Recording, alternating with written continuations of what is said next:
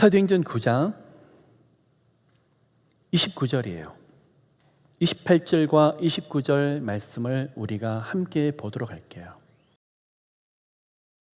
사울이 제자들과 함께 있어 예루살렘에 출입하며 또 주 예수의 이름으로 담대히 말하고 헬라파 유대인들과 함께 말하며 변론하니 그 사람들이 죽이려고 힘쓰거늘.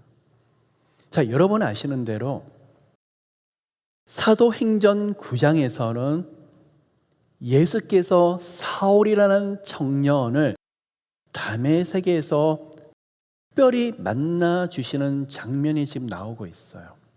그래서 우리가 잘 아시는 내용 그대로 사울의 회심이라고 표현하고 있어요.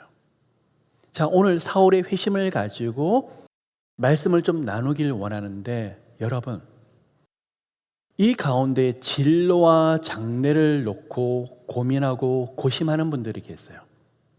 또 아들과 딸을 놓고 아니면 남편과 가정이 앞으로 어떻게 가야 될까 굉장히 생각을 하시고, 왜냐 그러면 이전 시간과 코로나, 코비드 이전과 지금 시간이 너무 달라졌어. 아들을 보면 참 많은 것을 준비한 것처럼 보이는데 열리지가 아니하고, 딸을 보면 이것저것 하는 것 같은데 막히기도 하고, 기도를 그렇게 하는데 남편이 애를 쓰는데 금방금방 열리지 않는 것처럼 보일 때 어떻게 해야 될까? 아마 심란한 마음으로 기도하고 계신 분도 많으실 거예요. 자, 여러분, 어떤 사람은 사도 베드로처럼 쓰는 사람이 있고, 어떤 사람은 사도 바울처럼, 어떤 사람은 다니엘처럼, 요셉처럼, 사무엘처럼 쓰는 사람이 다 달라요. 예수께서 공생애를 시작하실 때 제일 먼저 불렀던 제자 중에 하나가 베드로예요. 베드로는 부르심을 받았지만 또 다시 떠났다가 다시 하나님이 부르셔서 예수님의 공생애 그리고 십자가 사건 앞에서 같이 하고, 그리고 여러분 잘 아시는 대로 마가의 다락방에 성령께서 강림하실 때 그 가운데 함께 있고, 또 초대교회를 같이 세워나갈 때 중심되는 역할을 했던 사도 베드로예요. 이처럼 예수님의 공생에 처음부터 함께하는 사도들과 제자들이 있어요. 그런데 사울과 나중에 회심했던 사도 바울의 가는 길은 베드로와 조금 달라요. 자, 다시 좀 적용을 할게요. 여러분의 자녀 가운데 10대, 20대부터 준비를 열심히 해왔는데 순탄하게 직장도 구하고 또 결혼도 순적하게 하고 가정도 이루고 이렇게 순적하게 가는 사람도 있는 반면에, 어떤 사람은 그렇게 기도를 많이 하고 주님을 붙잡는데 하는 것마다 막히고 어려워지고, 도대체 나는 왜 이렇게까지 힘들어야 되나? 저 사람은 저렇게 쉽게 가는데 나는 왜 이렇게 막히는 것일까? 도대체 하나님이 원하시는 게 무엇일까? 회개도 하고 사명이 무엇인가 살펴보기도 하고 말씀 붙잡고 기도하기도 하고, 그런데 여전히 답을 모를 때가 참 많이 있어요. 오늘 이러한 고민들을 이 가운데 계시는 많은 분들이 가지고 계시는데, 오늘 거기에 대해서 말씀을 통해 좀 살펴보기를 원해요. 자, 여러분, 사도행전을 들여다보시면 기도행전 내지 성령행전이라고 그러고 있어요. 누가가 썼었는데, 성령께서 강림하시고 이 성령님과 함께 깊은 기도를 통해서 능력을 받고 성령 하나님을 기도로 움직이고 하나님의 뜻 가운데 성령의 역사가 일어날 때 말씀에 큰 부흥이 있더라. 이게 바로 사도행전이에요. 그리고 그 가운데 하나님이 제자들을 사용하셨더라. 그런데 사도행전을 두 파트로 나눠보면 앞에는 베드로 행전이 되고 뒤에는 바울 행전이 돼요. 초대교회에서 예루살렘 중심으로 유대인들을 교회를 일으켰던 베드로, 그런데 뒤에 보시면 이방인에게 그리고 땅끝까지 이르러서 복음을 전하는 도구가 됐던 사람이 바로 바울이며 뒤에 가서 바울 행전이 되더라는 거예요. 근데 여러분, 오늘 이 시간에 사울이라는 청년을 다메섹에서 부르세요. 그것도 다메섹에 이 청년 사울이 왜 가 있느냐?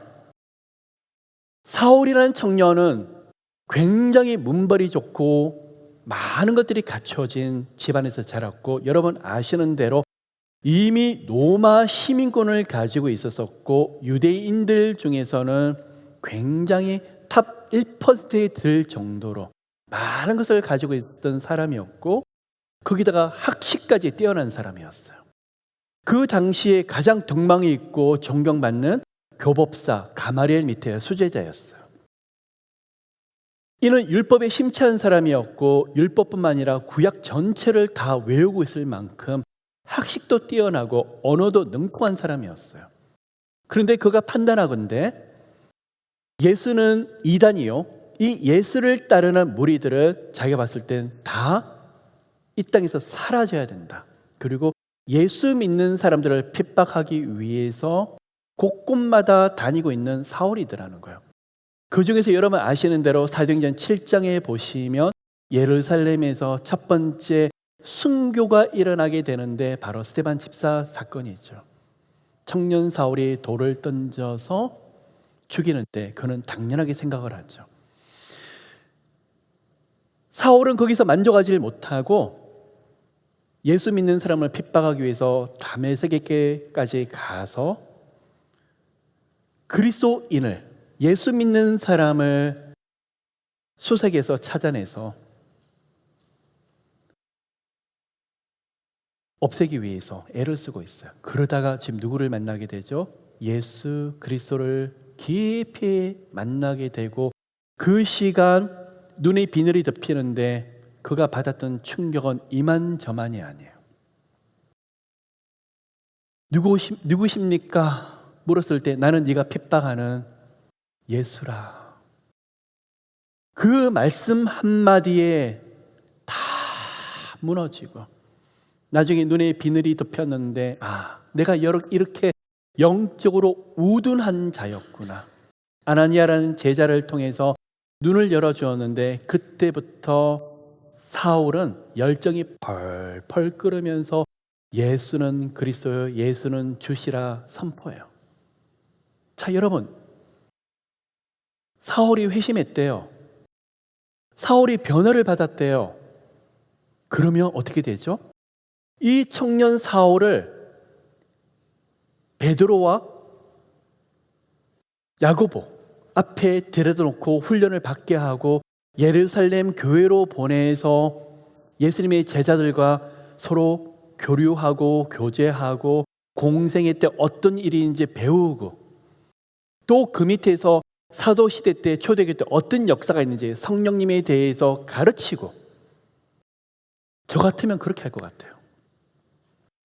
근데 하나님은 이 청년 사울을 그렇게 하지 않으세요. 다시 말씀을 드릴게요, 여러분. 여러분의 아들, 딸을 하나님께서 키우시는데 옆에 돕는 자, 정말 성공하는 사람이 옆에 있고 특출한 사람이 옆에 있어서 도움의 손길이 되면 참 좋겠어요. 근데 우리 하나님 그렇게 하지 않을 때가 되게 많아요. 오히려 어떻죠? 돕는 사람이 없을 만큼 다 떨어뜨려 버리죠. 정말 여러분들이 갔었을 때 남편도 아내고 뭘 기도하죠? 만남의 축복을 놓고 기도를 하고, 저희 남편을 세워줄 사람, 저희 가정의 길을 좀 이끌어줄 수 있는 큰 만남을 놓고 기도를 하는데, 우리 하나님이 그러실 수도 있지만 그렇지 않는 경우가 참 많더라는 거예요. 사울이 회심을 했었을 때 예수님의 제자들을 얼마나 만나고 싶었을까요? 그들이 유명한 것보다도 예수님에 대한 이야기를 수없이 듣고 싶고, 궁금한 것도 너무 많았었고, 사울은 십자가 앞에 없었었기 때문에 그때 어땠느냐고 아마 수많은 질문들도 하고 싶었었을 거예요. 그런데 하나님 그렇게 하지 않으세요. 여러분, 오늘 이 시간에 여러분이 수많은 질문들을 가지고 계시고, 하나님이 왜 저를 이렇게 인도하십니까? 저희 가정을 좀 쉽게 인도하시면 되는데 왜 이렇게 돌아가십니까? 라는 대답을 좀 드리고 싶어요. 저 역시도 마찬가지예요, 여러분. 5대째 내려오는 외가에서 5대째 내려오는 가정에서 저는 태어났었고, 어릴 때 예수님을 뜨겁게 만났었고, 대학 캠퍼스 들어가는 그 순간부터 선교단체에 들어가서 바로 훈련을 받으며 틈 나는 데 전도하고, 시간 나는 데마다 어떻게 하면 예수 그리스도의 복음을 전하려고 그랬었던 것 같고, 그리고 20대 때 이것만으로 되지 않는다, 나름대로 대학교도 나중에는 BA도 몇 개를 하고 대학원도 몇 개를 준비를 했었어요. 이렇게 준비를 하면 하나님께서 하나님께서 복음을 전하는 기회를 주시지 않을까. 하나님께서 죽어가는 영혼들을 위해서 더 많은 것을 하기 위해서 내가 이 땅에서 준비할 것은 준비해야 되겠다. 그러고 20대 때 나름대로 준비를 했었어요. 꿈도 많았었어요. 그런데 웬걸요? 30살 되던 해부터 막히기 시작하더니 제 나이 43살까지는 모든 것이 다 막히는 거예요. 그때 드는 의문이, 다른 사람은 평안하고 평범하게 정상적으로 가는데 저는 예수님을 사랑하고, 하나님, 제가 세상 야망이 아니라 하나님 위해서 좀 살겠다 그러고 선교하고 복음을 전하겠다고 하는데 왜 이렇게 다 막으세요? 그렇게 기도했더니 우리 하나님 어떻게 하실까요? 우리 아들아, 열어줄게가 아니라 더 막아버리세요. 우리 하나님 대단하세요. 더 막으세요. 되는 것도 안 되게 하시고, 안 되는 것은 더 안 되게 하시고. 막혀요. 정말 옆에서 간증을 들으면 축복도 하지만 그때 제가 겪는 생각이 버림받았다, 소외되었다, 나만 하나님이 짓밟아 버리시는구나, 그 생각밖에 들질 않는 거예요. 이 시간이 너무 오래 가니까. 다른 사람은 쉽게 응답을 받는 것처럼 보이는데 저는 그렇게 기도를 하고 붙잡는데 응답이라는 건 보이지가 아니하고, 하나님 어떻게 이러실 수가 있어요? 하나님이 때가 있다. 저는요, 하나님의 시간이라고 그러면, 하나님의 시간이 일한다 그러면 그 말이 너무 듣기 싫었어. 왜 다른 사람은 하나님의 시간이 그렇게 빠른데 저는 저렇게 멀게 잡았죠? 저는 그게 늘 의문이었어. 여러분, 지금 와서 제가 깨닫는 게 있어요.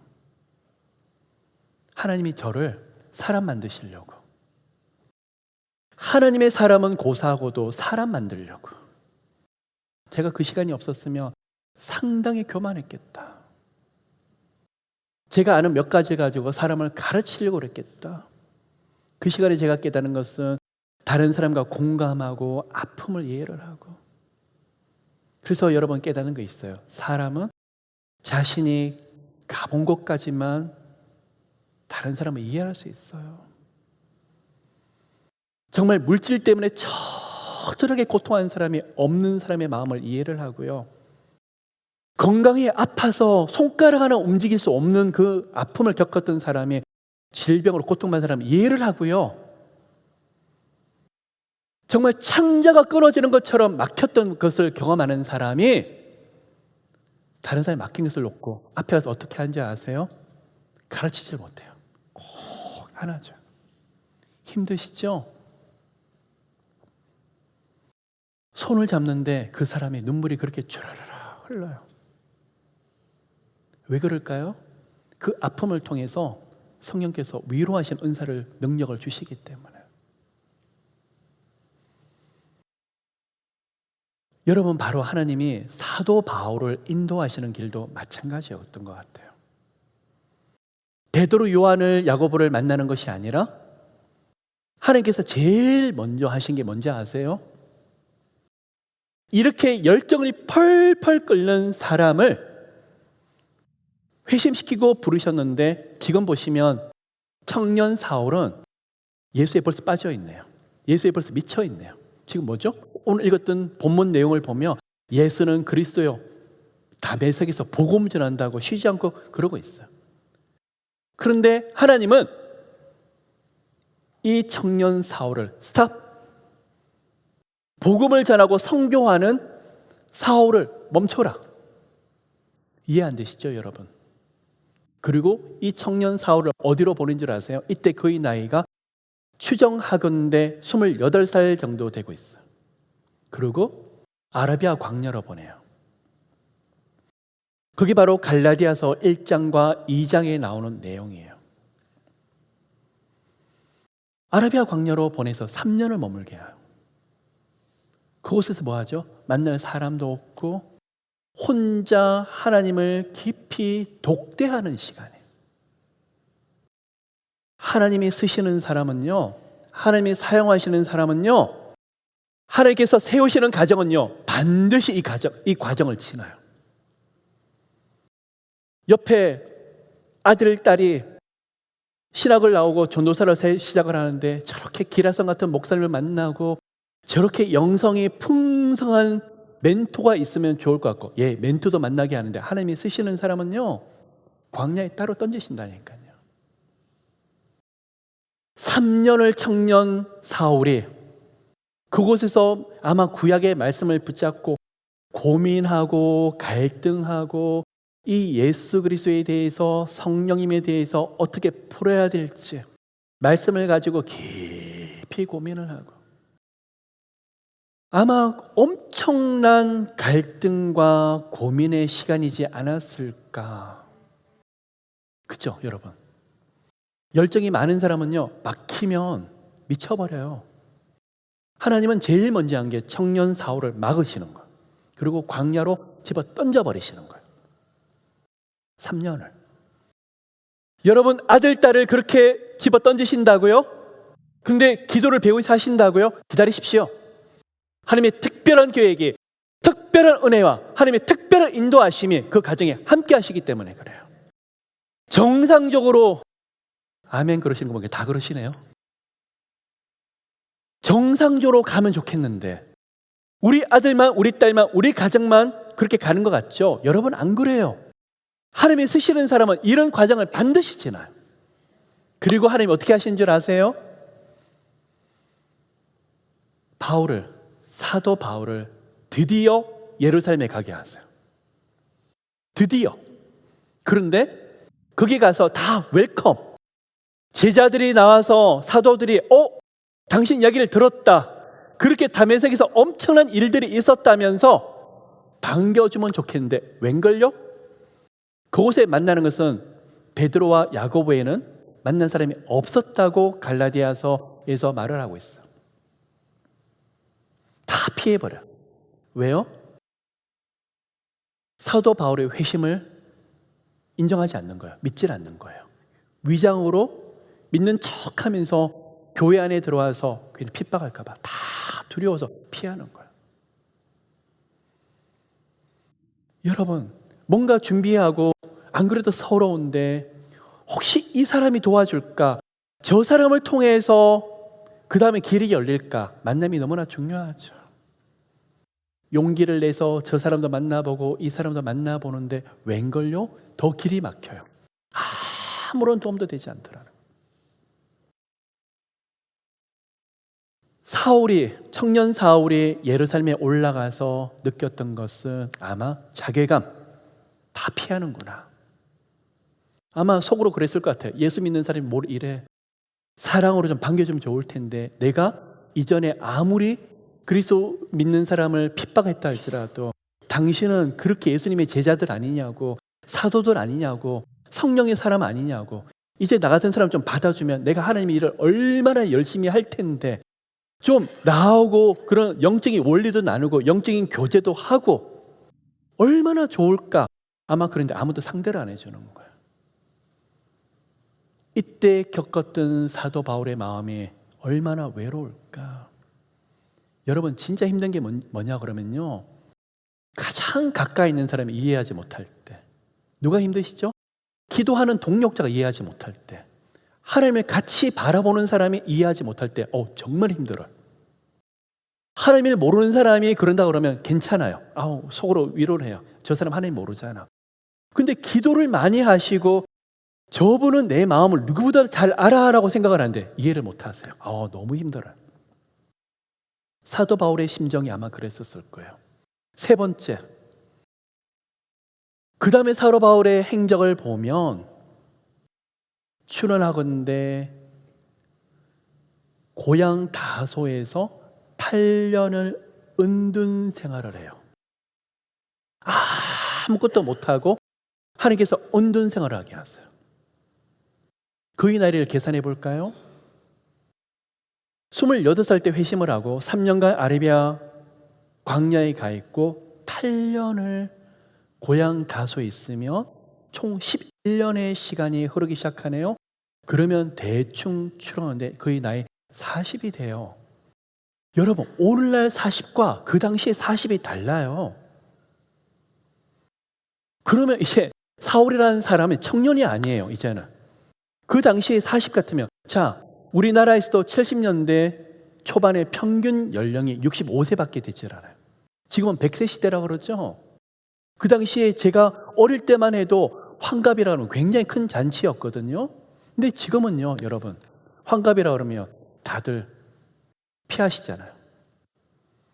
뭐죠? 그런데 사울이 40에 하나님께서 뭘 하시냐고 그러면 40까지 사용도 안 하시더라는 거예요. 고향 다소에서 꿈과 열정이 있는데 하나님이 누르고 또 누르세요. 짓밟고 또 짓밟으세요. 이때 사도 바울은 그냥 사울로서 그가 가졌던 마음은 아무것도 할 수 없다. 나는 아무것도 할 수 없다. 내 열심, 내 방법들을 다 내려놓는 시간이에요.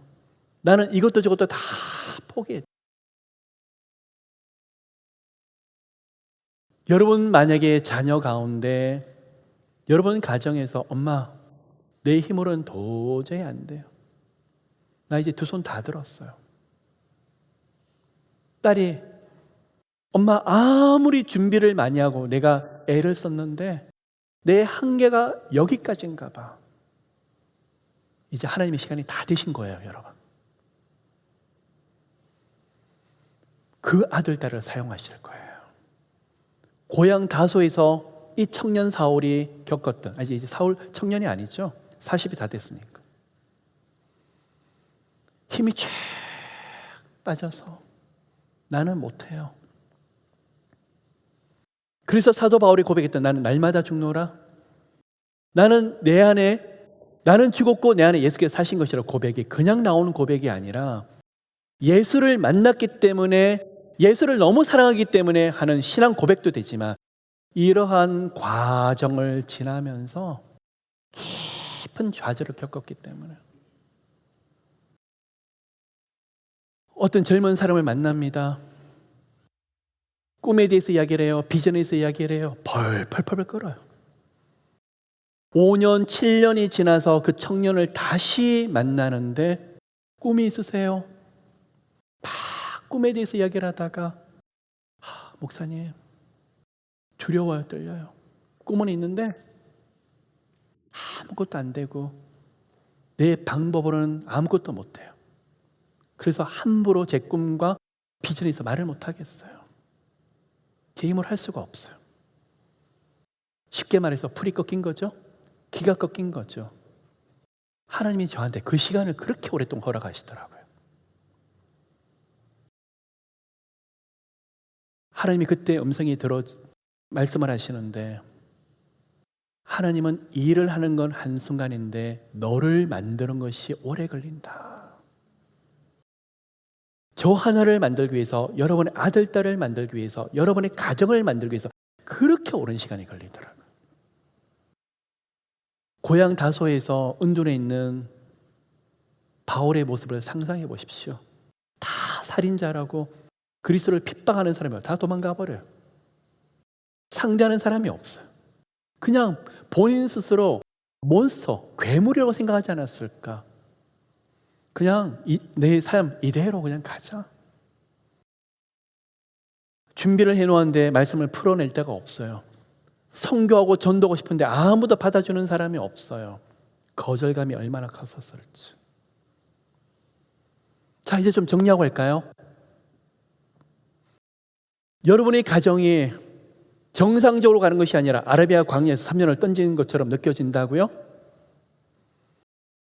그리고 이제 정상이 되었구나. 예루살렘에 가서 마치 사도들과 제자들 만나서 이제 하나님 쓰시겠구나 기도를 하고 기대하고 갔는데 다 도망가버려 피해버린다고요? 현실에서 백첩받는 것처럼 느껴진다고요? 그리고 온둔하는 시간처럼 고향 다소에서 8년을 보내는 시간처럼 보낸다고요? 사도 바울은 아마 베드로가 굉장히 부러웠을 거예요. 좌충우돌하고 넘어지고 일어나고 그랬었지만 하나님께 쓰임을 받고 복음을 전할 수 있다는 베드로를 보면서 굉장히 부러웠었을 거예요. 근데 그에게 허락지 않았어요. 여러분, 아니에요. 하나님의 시간은 여기서 시작을 하더라고요. 아멘. 풀이 꺾이고 기가 꺾였는데 나는 못해요 그러고 있는데 하나님이 한 사람을 거기서 보내세요.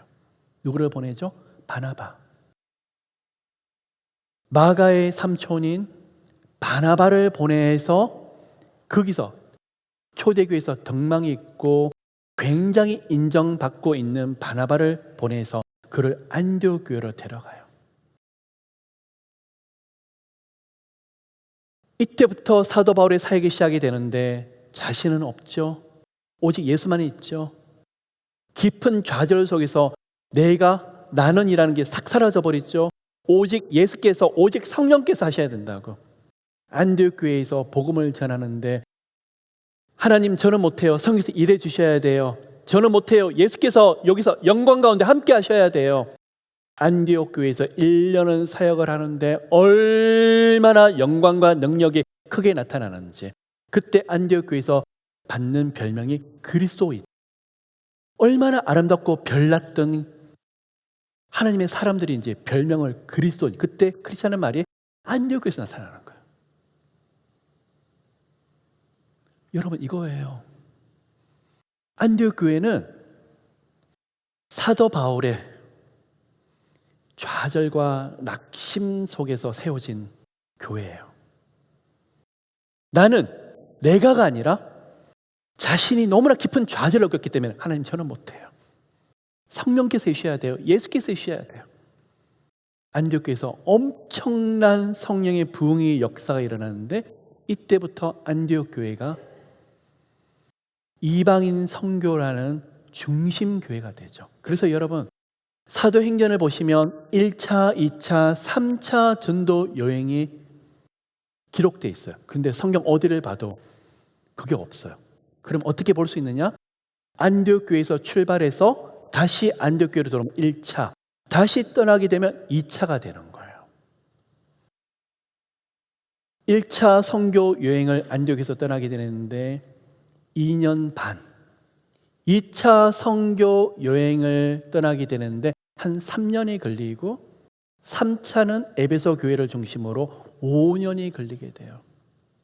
그러면 1, 2, 3차 사도행전에서 나타나는 1, 2, 3차 전도 여행을 보면 11년의 시간이 흐르고 있어요. 여러분, 11년의 시간 동안에 소아시아 지역과 그리스 지역 전체의 복음을 전하는 11년 동안 복음을 전했던 이 말씀의 능력이 유럽의 역사를 다 바꿔버려요. 이게 엄청나더라고요. 베드로와 나머지 사도들이 정말 눈물로 예루살렘에서 사역을 해서 씨를 뿌렸던 그 열매도 너무나 중요하지만 사도 바울이 11년 동안 1, 2, 3차 선교 여행을 가면서 복음을 전했던 이 복음의 씨앗들이 여러분이 손에 들고 계시는 사도 바울의 서신, 나중에 로마에 가서 썼던 옥중 서신을 제외하고 다 그때 쓰여진 거죠. 이 서신이 유럽의 역사를 바꾸게 되고 오늘날 인류 역사를 바꾸게 되는 11년 동안 여러분 이 시간에 축복합니다. 왜 나만 이러냐고요? 나만 막혀 있어야 되냐? 아직 하나님의 시간이 오지 않았기 때문에 곧 오게 될 거예요. 지금까지 무슨 훈련을 받냐고요? 말씀 훈련도 받고 기도 훈련도 받았고 그렇게 주님 앞에 매달렸는데 내 안에 나를 뽑아내는 거, 나 이런 일 했어요. 저런 사람이에요. 그거 다 뽑아내려고. 내 안에 예수께서 성령께서 이렇게 은혜를 주시고 성령께서 일을 하신다고. 그 고백과 그런 역사를 보게 하시려고. 그때부터 1, 2, 3차 전도 여행의 문들이 열리게 되는데 가는 곳마다 교회가 세워지고 핍박도 엄청 컸었지만 사도 바울이 에베소 교회 가서 손수건만 가져다가 놓더라도 질병이 낫고 그냥 그가 예수 이름을 선포하는 곳에서 귀신들이 묶임받고 떠나게 되고 복음을 전하는데 많은 사람들이 떼굴떼굴 구르면서 예수를 주라고 인정하는 역사들이에요. 선교사 일을 하셨지만 바로 아라비아 광야 고향 다소에서 사도 바울이 이러한 능력을 받고 있더라는 거예요. 자, 이제 말씀을 마무리하려고 합니다. 우리 가운데 성령께서 능력을 부어주시고 권능을 부어주시고 은사도 크게 부어주시기를 예수님은 축복해요. 그런데 제가 만난 하나님, 말씀 가운데 만난 하나님은 기도할 때 막 은혜를 주시고 임재가 강해서 오늘 막 신유의 역사가 강하겠다, 축사의 능력이 엄청 강하겠다.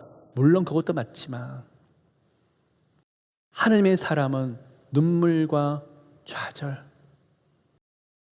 정말 간절한 무릎 기도를 통해서 먹고 자라게 되더라고요. 깊은 좌절, 낙심. 그러면서 말씀을 붙잡고 나는 왜 이럴까? 어떻게 해야 될까? 고민하는데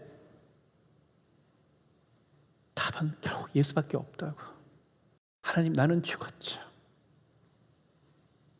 하나님, 나는 아무것도 아니죠. 그때 하는 그 고백이 보통 고백이 아니에요.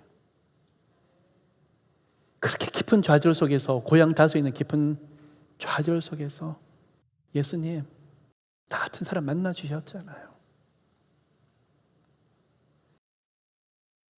저 같은 사람 만나 주셨고 저 같은 사람을 손을 내밀어 주셨잖아요. 구원해 주셨잖아요. 영생을 주셨잖아요. 감격스러워서 견딜 수가 없어요. 언제요? 아무도 몰라줘요. 열린 건 하나도 없어요. 한밤중에 주님을 만나서 노래를 부르는데 그 고백이 앞으로 하나님의 큰 영광이 나타나는 키가 되게 될 거예요. 여러분이 이제부터 그러한 주인공이 되게 되시기를 예수 그리스도 이름으로 축복합니다. 하나님이 저희 인생의 길을 지나게 하시면서 남들 되는 것을 다 막으시고 좀 뭔가 좀 이렇게 제대로 해보려고 하면 집어 던지시고 흩어버리시고 지금에 와서 깨달아요. 그러지 않았으면 제가 아픈 자들의 마음을 정말 깊이 이해할 수 있을까? 좌절하고 고통받는 사람을 제가 마음을 헤아릴 수 있을까? 힘든 사람의 마음을 제가 함께 공감할 수 있을까? 신기해요, 여러분. 이제 와서 고백을 하는데 성령님, 이 영혼 위로해 주세요. 별말 하지도 않아요. 그 영혼이 일어나요. 하나님, 저 영혼이 너무 아파하는데 함께 기도해요. 제 영혼이 살아나더라고요. 제가 아니라 누가 일을 하시기 때문에 제 안에 계시는 예수께서 일을 하시니까. 앞으로 성경에서 놀라운 은혜를 여러분의 삶 가운데 사도 바울의 1, 2, 3차 선교 여행, 그 영광이 너무나 가득했던 것처럼 이런 시간이 여러분의 삶과 가정에서, 자녀들 가운데에서, 인생 가운데서 크게 펼쳐지게 되시기를 예수 그리스도 이름으로 축복합니다.